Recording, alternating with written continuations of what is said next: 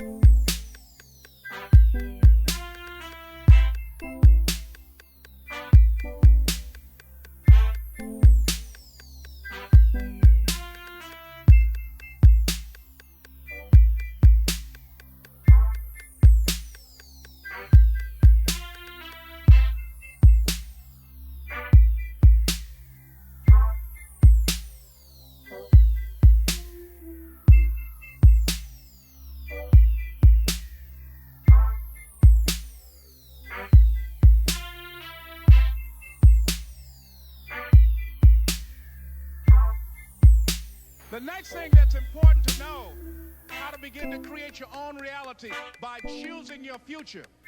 And not only is it important for you to know it's possible for you to choose your future, that you work on yourself, that you develop yourself. It's necessary that you get the energy drainers out of your life. People who don't want anything, people who are not striving, people who are not challenging themselves, people who aren't growing, people who have stopped dreaming. What I'd like you to do right now, I want you to think about your dream, because I'm in a room full of dreamers, and I want to share something with you. That dream that you're holding in your mind is possible. You will discover some things about yourself that you don't know right now. What you will realize is that you have greatness within you. What you'll realize is that you're more powerful than you can ever begin to imagine. What you will realize is that you are greater than your circumstances. So I applaud you for your dreaming, for your running toward your dream. I applaud you for believing in yourself, looking for ways that you can begin to improve yourself.